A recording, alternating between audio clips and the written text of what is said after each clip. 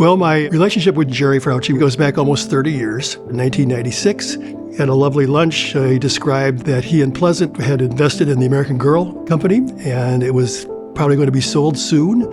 And with the proceeds he'd be receiving, he was going to fund a major arts project. Jerry's family's lived here for more than 5 generations. He's committed to the place, and you see it everywhere through the philanthropy of the family and himself and from Pleasant. And they had this big idea, and they had the courage to execute it. As Pleasant and Jerry's vision grew, we realized this was going to be much bigger than anyone had thought, and ultimately selected César Pelli, which was truly a game changer in this project. But the thing that was truly amazing was this gift to the community, that really Pleasant, Rowland, and Jerry Frautschi were giving something of just an exceptional nature. And it was really a kind of collaborative co-creation that was like nothing we'd ever seen before, at a level of detail that still has yet to be matched by virtually any project our office has ever done.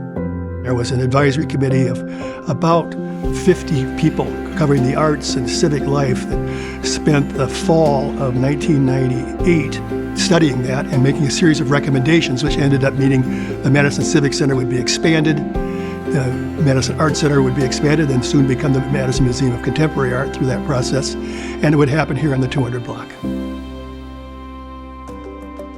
After completing the Overture Center Phase 1 in 2004, then the focus became along State Street and what's going to happen next. For the Museum of Contemporary Art, we wanted very much to do something different.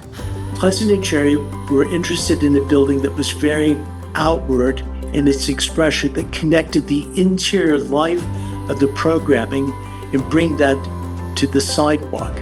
It was very important to MMoCA that the storefront galleries on the street remain, and that people could walk by and look in the window and see what was going on, and then to provide this kind of forward-looking prow at the end.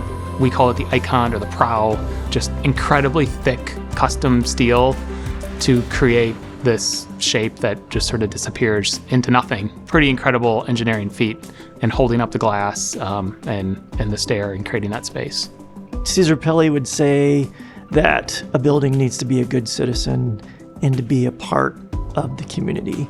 You see views of State Street, you see views of the community and the activity that's happening on the street.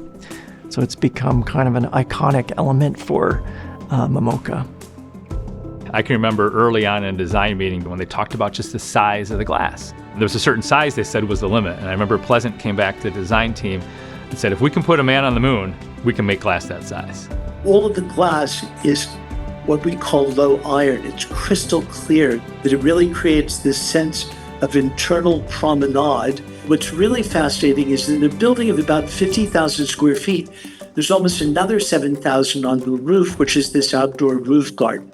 You know, when it was sparkling new, people were kind of in awe of it. But, you know, the building is a place where the art happens inside. And it's not here just because it's a pretty building. It's here because form follows function.